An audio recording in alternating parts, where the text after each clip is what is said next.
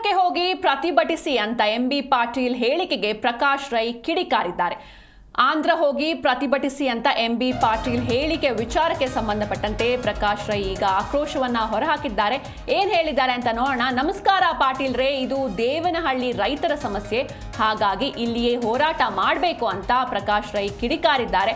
ತಮಿಳುನಾಡಿನ ರೈತರ ಪರ ದೆಹಲಿಯಲ್ಲಿ ಕುಳಿತವನು ನಾನೇ, ಪಂಜಾಬ್ನ ರೈತರು ಹೋರಾಟ ಮಾಡಿದಾಗ ನಿಂತವನು ಕೂಡ ನಾನೇ ಅಂತ ಸಚಿವ ಎಂಬಿ ಪಾಟೀಲ್ ಹೇಳಿಕೆಗೆ ನಟ ಪ್ರಕಾಶ್ ರೈ ತಿರುಗೇಟು ನೀಡಿದ್ದಾರೆ.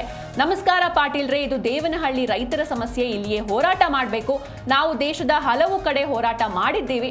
ತಮಿಳುನಾಡಿನ ರೈತರ ಪರ ದೆಹಲಿಯಲ್ಲಿ ಕುಳಿತವನು ನಾನೇ, ಪಂಜಾಬ್ನ ರೈತರು ಹೋರಾಟ ಮಾಡಿದಾಗಲೂ ನಿಂತವನು ನಾನೇ. ನಾವು ಎಲ್ಲದರ ಬಗ್ಗೆ ಕೂಡ ಮಾತನಾಡ್ತೀವಿ. ದೇಶದ ಮಹಾನ್ ಪ್ರಧಾನಿಗೆ ನಿಮಗಿಂತ ಹೆಚ್ಚು ಪ್ರಶ್ನೆ ಮಾಡುವವನು ನಾನೇ. ಆಯಾ ಭಾಗದ ಹೋರಾಟಗಳನ್ನ ಅಲ್ಲಲ್ಲೇ ಮಾಡ್ತೀವಿ. ನಾವು ಯಾವ ಪಕ್ಷದವರು ಅಲ್ಲ, ನಾವು ಜನಪಕ್ಷದವರು. ದೇವನಹಳ್ಳಿ ರೈತರ ವಿಚಾರವಾಗಿ ನೀವು ಕಾನೂನು ರೀತಿ ಒಂದು ಪರಿಹಾರವನ್ನ ಹುಡುಕಿ, ಆಗದೇ ಹೋದ್ರೆ ನಮ್ಮ ಬಳಿಯೇ ಬನ್ನಿ. ನಮ್ಮಲ್ಲಿ ನಿವೃತ್ತ ಜಸ್ಟಿಸ್ ಗೋಪಾಲ ಗೌಡರಿದ್ದಾರೆ. ಜನರಿಂದ ಆಯ್ಕೆಯಾದ ಪ್ರತಿನಿಧಿ ನೀವು, ಜವಾಬ್ದಾರಿಯಿಂದ ಮಾತನಾಡಿ ಅಂತ ಸಚಿವ ಎಂಬಿ ಪಾಟೀಲ್ ವಿರುದ್ಧ ಪ್ರಕಾಶ್ ರೈ ಕಿಡಿಕಾರಿದ್ದಾರೆ.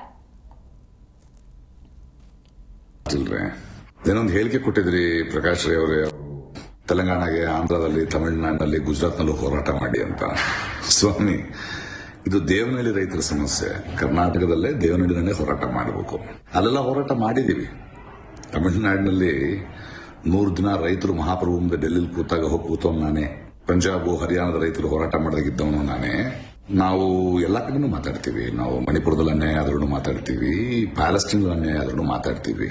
ಇನ್ನು ಗುಜರಾತಿನ ಗುಜರಾತಿ ಮಹಾಪ್ರಭು ಪ್ರಧಾನಿ ಅವ್ರನ್ನ ನಿಮಗಿಂತ ಹೆಚ್ಚು ಪ್ರಶ್ನೆ ಮಾಡೋನು ನಾನೇ. ಆಯಾ ಹೋರಾಟಗಳಲ್ಲಿ ಮಾಡ್ತಾ ಇರ್ತೀವಿ. ಯಾಕಂದ್ರೆ ನಾವು ಯಾವ ಪಕ್ಷದವರು ಅಲ್ಲ, ಜನರ ಪಕ್ಷದವರು. ನೀವು ಒಂದು ಪಕ್ಷದವರು. ಹೀಗಾಗಿ ಜನರಿಗೆ ಎಲ್ಲೇ ಸಮಸ್ಯೆ ಆದ್ರೂ ಮಾತಾಡೋದು ನಮ್ಮ ಕರ್ತವ್ಯ. ಅದು ಹೋರಾಟ. ಅದು ನಿಮ್ಗೆ ಅರ್ಥ ಆಗಲ್ಲ ಬಿಡಿ. ಇನ್ನು ಈ ದೇವನಹಳ್ಳಿ ವಿಷಯಕ್ಕೆ ಬರೋಣ. ನೋಡಿ, ಮುಖ್ಯಮಂತ್ರಿಗಳು ಸಭೆ ಕರೆದು ಒಂದು ಮಾತು ಹೇಳಿದ್ದಾರೆ. ನಾವು ಜನಪರವಾದ ನಿರ್ಧಾರ ತಗೋಬೇಕು ಅಂತಿದ್ದೀವಿ, ಆದರೆ ಅದರಲ್ಲಿ ಒಂದು ಕಾನೂನಿನ ಒಂದಷ್ಟು ಕಷ್ಟಗಳಿವೆ, ಅದನ್ನು ನಾನು 15ನೇ ತಾರೀಕು ಹೇಳ್ತೀನಿ ಅಂತ ಹೇಳಿದ್ದಾರೆ. ಅದರ ಬಗ್ಗೆ ಯೋಚನೆ ಮಾಡಿ ಹೇಗೆ ಅದರ ಕಾನೂನು ಕಷ್ಟಗಳನ್ನು ತೀರಿಸಬಹುದು, ಜನಪರವಾಗಿ ಒಂದು ನಿಲುವು ಹೇಗೆ ತಗೋಬಹುದು ಅಂತ. ಈ ಮಧ್ಯೆ ದೇವನಹಳ್ಳಿಯಲ್ಲಿ ಯಾರೋ ಒಂದಷ್ಟು ಕಿಡಿಗೇಡಿಗಳು, ಪುಡಾರಿಗಳು ಹೋಗ್ಬಿಟ್ಟು ನಿಮಗೆ 3 ಕೋಟಿ ಕೊಡ್ತೀವಿ, ಸರ್ಕಾರದಿಂದ ಕಾನೂನು ಪ್ರಕಾರ ಕೊಡೋದು ತುಂಬಾ ಲೇಟ್ ಆಗುತ್ತೆ ಅಂತೇನೋ ಹೊಡೆಯೋ ಪ್ರಯತ್ನ ಮಾಡ್ತಾ ಇದ್ದಾರೆ. ಆಮೇಲೆ ಇಡೀ ಏರಿಯಾನ ಗ್ರೀನ್ ಬೆಲ್ಟ್ ಮಾಡ್ತೀವಿ, ಇನ್ನೊಂದು 25 ವರ್ಷ ನೀವು ಮಾರಕ್ಕಾಗಲ್ಲ ಅಂತ ಯಾರೋ ಮಾಡ್ತಿದಾರಂತೆ. ಅವರೇನೋ ನಿಮಗೆ ಪರಿಚಯ ಇದ್ರೆ ಈ ತರ ತಪ್ಪಲೆಲ್ಲ ಮಾಡಬೇಡ ಅಂತ ಹೇಳಿ. ಯಾಕಂದ್ರೆ ಕಾನೂನು ರೀತಿ ಒಂದು ಪರಿಹಾರ ಇದೆ. ಅದಕ್ಕೆ ನೀವು ಕೂತ್ಕೊಂಡು ಮಾತಾಡಿ. 15ನೇ ತಾರೀಕು ಟೈಮ್ ತಗೊಂಡಿದ್ದೀರಿ ಸರ್ಕಾರ. ನಿಮ್ಗೇನಾದ್ರೂ ಅದರಲ್ಲಿ ಬಗೆಹರಿದಿದ್ರೆ ನಮ್ಮ ಹತ್ರ ಬನ್ನಿ. ನಮ್ಮಲ್ಲೂ ತಜ್ಞರು, ನ್ಯಾಯ ತಜ್ಞರು ಇದ್ದಾರೆ. ನಿವೃತ್ತ ನ್ಯಾಯಾಧೀಶರಿದ್ದಾರೆ, ಗೋಪಾಲ್ ಗೌಡ್ರು.